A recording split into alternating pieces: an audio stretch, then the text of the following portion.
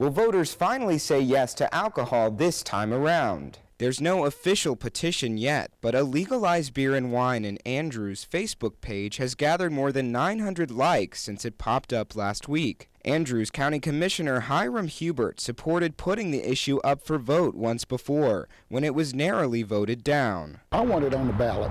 I want the people to decide whether Andrews should be wet or dry. This time, the petition calls for a vote of only precincts 1 and 4, the two precincts that voted heavily in favor of selling alcohol before. The issue still divides Andrews County. I think it'd be great, really.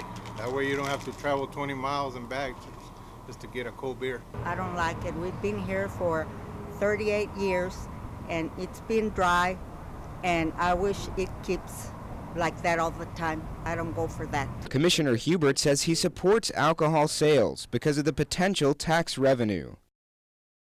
The biggest game changer is that the PAC, in support of a wet county, has hired Texas Petition Strategies, a private for-profit company that is now running the petition.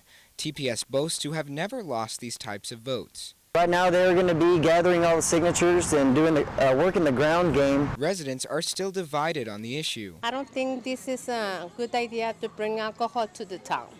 There'd be less drunk driving, people would be closer to home. It would make Andrews a bigger town and a better community. Emiliano would not say how much the PAC paid to have the consultants handle the petition and campaign, but said Stripes and Easy Mart are the #1 donors.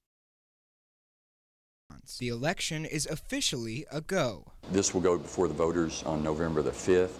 There's about a 2-week or 10-day early voting period. Andrews is one of only 19 dry counties in Texas. If the measures pass, they will join 188 partially wet counties by allowing some alcohol sales. Supporters tout economic gains. We're missing out on about $8.2 million of annual spending just on alcohol alone in this city. The opposition is clear. This is not a good deal for the community.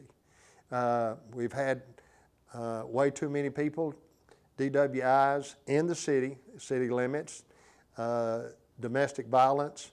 Now, this is the first time the city will consider the sale of alcohol. Back in 2010, the county said no to alcohol sales. With your eye on Andrews, I'm Matt Rist, CBS 7 News. Signs, petitions, newspaper ads, and long lines at the voting booth, all over the question of alcohol in Andrews. I think everything's fine the way it is. I feel like it's going to cut down on drunk driving on the highways. People are having to drive all the way down outside Odessa to the line and pick up their alcohol. There were two measures at issue. One authorized the sale of beer and wine in stores. The second allows mixed drinks in restaurants. We want to make it a safe place, a good community that is not wet but dry. We would have a lot more economic diversity. There's just a lot of facts and studies that back this. But it wasn't without a fight and thousands of dollars in political signs and ads. Some were even stolen around town, testament to how the issue divided the city. There's a lot of mudslinging. There's a lot of people just really not happy. Andrews is pretty upset about this subject. Some were shy about how they voted. This man and his thumbs up was clear.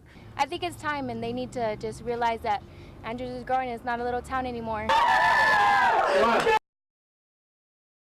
Daycares and churches. These are just a few of the places near which the city council could say no to alcohol sales. They can either choose to have no distance, or they can look at having 300 feet from churches, schools, daycares, and hospitals. That's just shy of a football field. Since churches and schools dot the map in Andrews, it could cause problems for some businesses. This isn't a big town, you know what I mean? It's very little, and how far the school range goes, and you know what I mean? It'll limit all those little gas stations around here that want to sell liquor. It is good. I mean, they could, if there's a school around here, don't set it right there, Hackler says schools may ask for as much as a 1,000 feet buffer zone. That's about the equivalent of 3 football fields. The city has not yet received any applications for sales.